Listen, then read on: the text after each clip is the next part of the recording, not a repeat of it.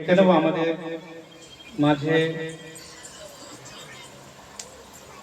তৌশিক আহমেদ, আমাদের সদস্য দরগা শরীফ কমিটি তৌশিক আহমেদ। এরপরে আরো যারা আছেন, যদি মনে করেন যে আমরা দু চার কথা বলবো, তাহলে একটু বলবেন আপনারা আমাকে, তাহলে আমি তাদেরকে ডেকে নেব।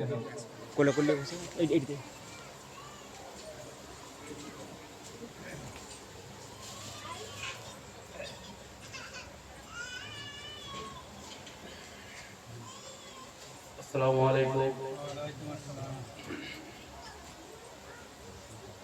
সর্বপ্রথমে মহান আল্লাহ পাকের দরবারে লাখো কোটি শুকরিয়া। তার সাথে সাথে দয়াল নবী প্রেমের ছবি জগৎগুরু বিশ্বনবী হযরত মুহাম্মদ সাল্লাল্লাহু আলাইহি ওয়াসাল্লামের পাক কদমে লাখো দরুদ ও লাখো সালাম।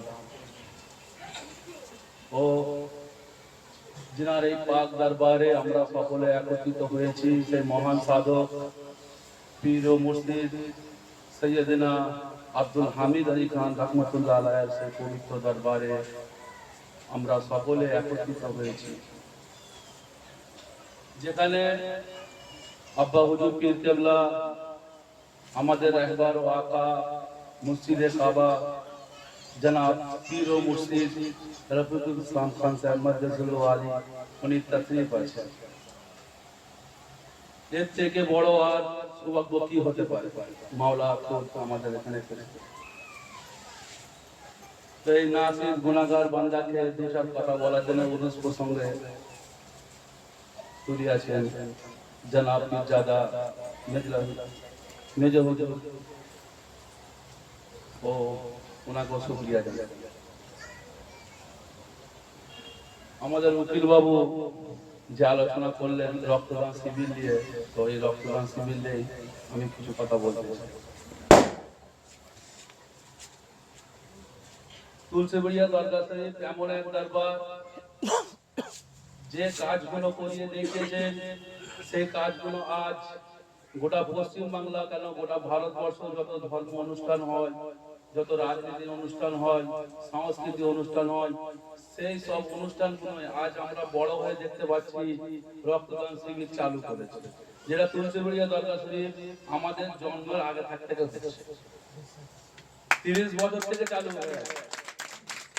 তো সেই রক্তদান শিবিরের সাথে আরেকটা কথা অ্যাড করতে চাই, যেটা আপনারা হুজুর চালু করেছেন আজ 20-25 বছর হয়ে গেল। আমরা ছোট ছিলাম, আমরা খুবই অল্প অল্প মনে আছে গ্রাম নির্মাণ অভিযান, যেখানে ভারত সরকার, ভারতীয় জনতা পার্টি সরকার, মাননীয় আমাদের প্রধানমন্ত্রী ডক্টর নরেন্দ্র মোদী মহাশয় উনি একটা প্রকল্প চালু করেছিলেন গ্রাম স্বচ্ছ ভারত অভিযান। তো উনি ভারতের প্রধানমন্ত্রী হয়েছেন 2014 সালে, তাই তো নাকি? ঠিক বলছি তো নাকি? তো যেখানে তুলসীবাড়িয়া দরগা শরীফ 2000 সালের আগেও দেখিয়ে দিয়েছে গ্রাম নির্মাণ কাকে বলা হয়। তাহলে আব্বা হুজুরের যে কাজ, যে মিশন, যে লক্ষ্য, আমরা যেটা বুঝতে পারছি ভারত সরকারও কপি করে। ঠিক বলছি না ভুল বলছি? আপনারা বলুন। এই গ্রাম নির্মাণ অভিযান আমাদের তুলসীবাড়িয়া দরগা শরীফের ক্ষুদ্রতম গ্রাম হতে পারে, কিন্তু যেখানে ন্যাশনাল মিডিয়া আসছে, যেখানে বিভিন্ন মিডিয়া আসছে, যেখানে কাগজে কলমে ডকুমেন্টসে প্রমাণ নথিভুক্ত করে দেখিয়ে দিয়েছে তুলসীবাড়িয়া দরগা শরীফ গ্রাম নির্মাণ অভিযান করে দেখিয়ে দিয়েছে। সেই প্রকল্পটা ভারত সরকার তার প্রকল্পের মধ্যে একটা নিয়ে এসেছে, স্বচ্ছ ভারত অভিযান। আমরা বাংলায় বলছি গ্রাম নির্মাণ অভিযান, কিন্তু জিনিসটা তো একই নাকি? তো রক্তদান শিবির যেখানে দেখতে পাচ্ছি প্রত্যেক ধর্ম অনুষ্ঠানে চালু করে যাচ্ছে, সেখানে আমাদের দরগা শরীফ দেখিয়ে দিয়েছে 25-30 বছর আগে রক্তদান শিবির করে। তো এটা আমাদের জন্য কি গর্বের বিষয় নয়? তো এরকম হাজারো প্রকল্প আছে, হাজারো কাজ আছে, হাজারো আব্বা হুজুরের যে লক্ষ্য মিশন সেগুলো আস্তে আস্তে তুলে ধরা হচ্ছে। তো আমি এই দুটো কথা বললাম, আরো বাকি আছে। আরেকটা জিনিস মেন যেটা আমি বলতে চাইছি, তুলসীবাড়িয়া দরগা শরীফ কারোর কাছে অপরিচিত জিনিস নয়, তাই তো নাকি? তুলসীবাড়িয়া দরগা শরীফ গোটা ভারতবর্ষের মানুষ ন্যাশনাল প্রোগ্রাম, যেটা সেটা সকলের কাছে খবর চলে গেছে। এবং এই যে অনুষ্ঠান হবে, সেই তুলসীবাড়িয়া দরগা শরীফের যে উরুস পরিচালনা হবে, সেই অনুষ্ঠানটা কিভাবে পরিচালনা হবে, কেমন ভাবে হবে, সেই যে আলোচনা আজকে 2 তারিখে ডেকেছে, এই 2 তারিখে ডাকার আগেও মানুষের কাছে পৌঁছে গেছে, খবর পৌঁছে গেছে যে তুলসীপুরিয়া দরগা শরীফে উরুস মিলাদ উৎসবের উৎসব হওয়ার আগে যে আলোচনা সভা, সেই আলোচনা সভারও খবর সকলের কাছে পৌঁছে গেছে। তো এটাও আমার কাছে গর্বের বিষয় যে তুলসীবাড়িয়া দরগা শরীফে কোনো লুকিয়ে ছুপিয়ে কোনো কাজ করেনি। তুলসীবাড়িয়া দরগা শরীফ কমিটি যেভাবে কাজ করছে, যেরকম ভাবে কাজ করছে, মানুষ অভাব। তো তাই আমাদের গর্বের বিষয়, তো সকলে আমরা যে এখানে উপস্থিত হয়েছি, আমাদের সর্বপ্রথম কাজ হচ্ছে তুলসীবাড়িয়া দরগা শরীফ কমিটিকে মজবুত করা। তো একটা কমিটি কখনো বিনা অর্থে মজবুত হতে পারে না, অর্থটা দরকার আছে। তো সেখানে এদিকটাও একটু খেয়াল রাখতে হবে। একটা উদাহরণস্বরূপ আমি বলছি, তো কিছু খানকা শরীফের বা বিভিন্ন বোম্বে থাকি আমি, তো অনেকজনের সাথে কথাবার্তা হয়, আলোচনা করে, তো মাজারের সম্পর্কে তারা ধারণা খারাপ হয়। তো এখানে অর্থ কেন দেয়, এই দান কেন করে, ডোনেট কেন হয়, সব জিনিস কেন হয় বল। তো আমি তো অশিক্ষিত ছেলে, অল্প লেখাপড়া করেছি, তো যতটুকু আমার মুর্শিদ মাওলার কারণে জানতে পেরেছি, তাকে বললাম ভাই ঠিক আছে, আপনি যে বলছেন এই বিষয়গুলো, আপনি দরগা শরীফ কোনো না কোনো জায়গায় যান, গিয়েছেন নিশ্চয়ই খানকা শরীফে। বললে হ্যাঁ আমি অনেক জায়গায় গেছি। বলে আপনি যে গিয়েছেন ওখানে গিয়ে বসেছিলেন তো? হ্যাঁ। বলে আপনার মাথার উপরে কি চলছিল? বলে পাখা। বলে আচ্ছা।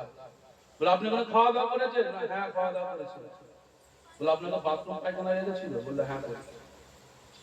বিশ্রাম করেছিলেন? হ্যাঁ করেছি। বলে তাহলে এই যে জিনিসগুলো হচ্ছে, আপনার যে মাথার উপরে পাখা চলছে, এই পাখাটা তো বিনা পয়সায় চলেনি, এ তো লাইট লাগে, বিল ভরতে হয় তো? বলে হ্যাঁ। বলে আপনি যে বাথরুম গেছেন, বাথরুম করেছেন তো? বাথরুম পরিষ্কার করতে গেলে যে মেথড লাগে, পয়সা লাগে না? লাগে না।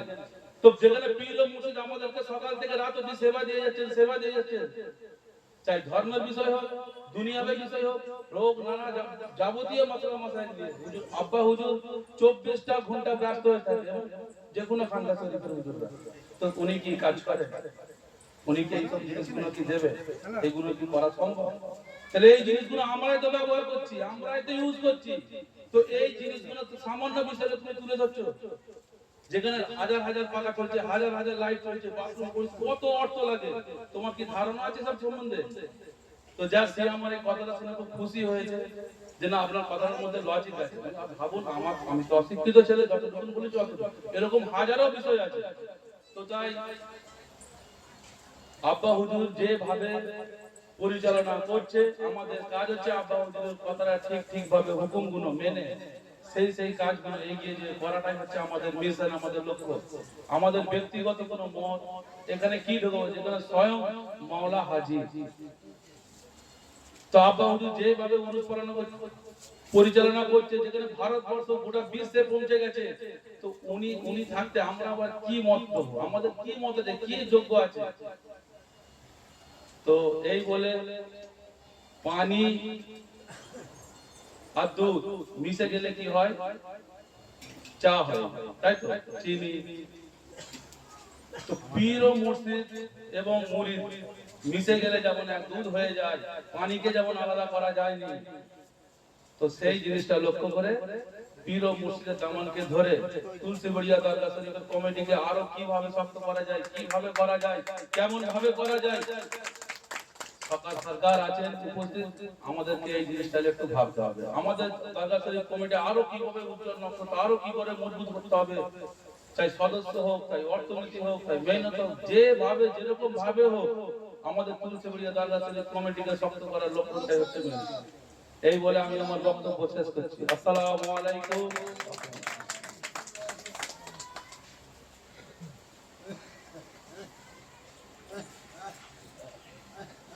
মাশাআল্লাহ, শুকরিয়া যে আমাদের মাঝে আমাদের একজন সদস্য তৌসিফ আহমেদ তার মূল্যবান বক্তব্য আপনাদের সামনে উপস্থিত করলেন। কথাটা বাস্তব, অস্বীকার করার কিছু নেই। কোনো জিনিস একটা করতে গেলে তার অর্থ তো লাগবেই। আপনারা তো দেখেছেন যে এই 3 দিনে যে লাইট, প্যান্ডেল বা বিভিন্ন মেহমান এবং যত ভক্তবৃন্দ আগত আসেন, লক্ষাধিক মানুষ এখানে যাতায়াত করেন ওই 3 দিনে। তাদের কিছু পার্সেন্ট লোক খাওয়া দাওয়া করে। আপনারা দেখেছেন 3 দিন দুপুর এবং রাত্রে দুবেলায় খাওয়া দাওয়া হয়। তো তার সেই জিনিসপত্র আনতে গেলে দোকানে তো তার বিল ভর্তি হবে। তা সেটা কেউ অর্থ দিয়ে সাহায্য করবে সেই জিনিসগুলো, কেউ শ্রম দিয়ে করবে, কেউ বুদ্ধি দিয়ে করবে। তো বিভিন্ন সমাজে বিভিন্ন ধরনের মানুষ আছে, সবাই তো অর্থ দিতে পারে না, সবাই আবার শ্রমও দিতে পারে না, সবাই আবার বুদ্ধিও দিতে পারে না।